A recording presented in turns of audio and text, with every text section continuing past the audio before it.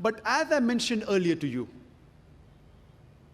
in Islam, men and women are equal. Equality does not mean identicality. Depending upon the makeup, depending upon the background, men and women, they are different. Physiologically, psychologically, biologically, physically, and depending upon the makeup, Almighty God, our Creator, had set roles for them. And there's a verse in the Quran from Surah Nisa, chapter number 4, verse number 32. The ayah, our honored Qari from Saudi Arabia, Dr. Uthman, recited. The third last ayah he recited, Surah Nisa, chapter 4, 32. It says that do not covet things. Don't say this is right or this is wrong. You may never know. Allah knows what is best for you. What you may think is best for you may not be good for you. What you think is bad for you may be good for you. If you read the Nuzul Quran, why was this verse revealed? This verse was revealed because the wives of the Prophet, they objected to the Prophet and said that why can't we too go for jihad? We want our rights. What about inheritance? Why aren't we equal? This verse was revealed. Because Allah knows the logic, you don't know. And I gave you the logic of inheritance. Imagine the women want to go for jihad, they want to fight. Our beloved Prophet Muhammad said, when Hazrat Aisha, may Allah be pleased with her, asked, that can you go for jihad? It's mentioned in Sahih Bukhari. The Prophet said, the best jihad for the woman, it is the perfect hajj. Allah knows what is good for them. And those people who object to Islam and the Quran, they too know, but they don't want to admit. This Western world, this Western media, which are pointing fingers to Islam, I'm asking this media, the Western world, they too, if they say that Islam subjugates the woman, they are bigger subjugators. I ask a simple question. That when you have sports, why do you have men and women taking part separately? In Olympics, for the 100 meters dash, why don't the men and women run together? Why? Why separate for men and separate for women? Why? When you have swimming, freestyle swimming, why men and women are separate? Why? They should have together. You know, when you have lawn tennis and badminton, men's badminton, women's badminton. Why? You know, you have mixed double. Mixed double means one man, one woman. Means one is superior, one is inferior. Mixed double? Why don't you have two men and two women against each other? You have one man, one woman in one team, other team, one man, one woman. Why don't you have two men in one team and two women in the other team if they're equal? Because the Western world knows that physically men and women are different. Why don't you go and tell the judges of Olympics, why are you subjugating the women? Why don't you let the women and men run together? Has any media ever objected to the Olympics? To the Wimbledon? No. You have boxing matches. Have men and women together against each other. Why not?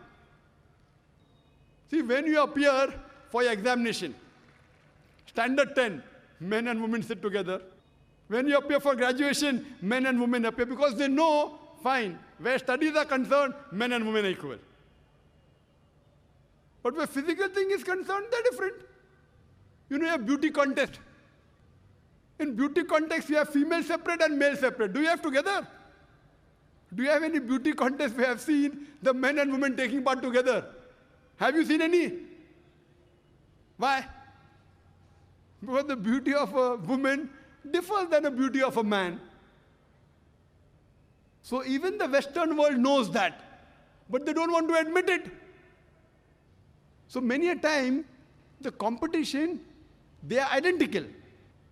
Sometimes they aren't identical. So depending upon what field are they competing in, we decide. Oh, here, men, women are separate. Here, men, women are same. But who is better than our Creator?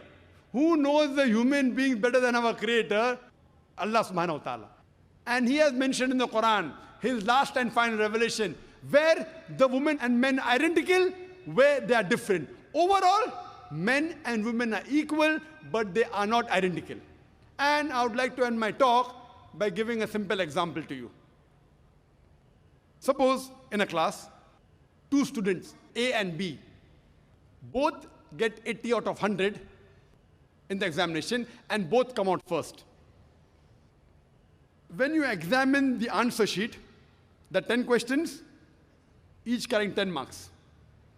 When you examine the answer sheet, you come to know that student A got 9 out of 10 in answer number 1. Student B gets 7 out of 10 in answer number 1. So in answer number 1, student A has a degree of advantage over student B. In answer number 2, B gets 9 out of 10 and student A gets 7 out of 10. So in answer number 2, student B has a degree of advantage over A. In all the remaining 8 answers, from question number 3 to question number 10, both student A and B, they get 8 out of 10. Both are equal. If you total, the aggregate is 80 out of 100, both are equal. But in answer number 1, student A has a degree of advantage. Answer number 2, student B has a degree of advantage. All the other answers, both are equal. So similarly in Islam, Allah subhanahu wa ta'ala knows where women are equal, they have equal role. Where they're identical. Wherever they're identical, they have identical role. In some aspects, the men have a degree of advantage. In some aspects, the women have a degree of advantage. For example, where it comes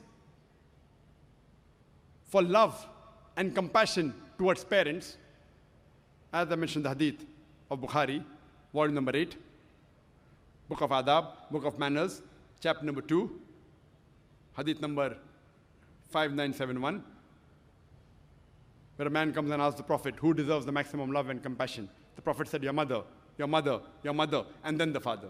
So here, the mother gets 3 times more love and compassion from the children as compared to the father. So here, the mother has a degree of advantage. But for example, if a robber enters my house, if a thief enters my house, I will not tell my wife and my daughter, go and fight, I believe in women's rights. Allah says in the Quran in Surah Nisa, chapter number 4, verse number 34, Allah has given more strength to the men as compared to the women. So it is my duty to fight. 1 degree additional responsibility in supporting her. Have ever men objected that why can't I give birth to a child? That's the prerogative of the female. Why don't the men object that why can't I breastfeed the child? That's the prerogative of the female. So depending upon the biological makeup, depending upon the physiological makeup, depending upon psychological makeup, Almighty God has given different roles for the men and women. Sometimes the men have a degree of advantage, sometimes the women have a degree of advantage. Overall, men and women are equal. That's the reason. If you analyze the women's rights in Islam based on Quran and authentic hadith, you have no option but to agree that the women in Islam, they are protected and they are not subjugated. Wa akhir da'wana alhamdulillahi rabbil alameen.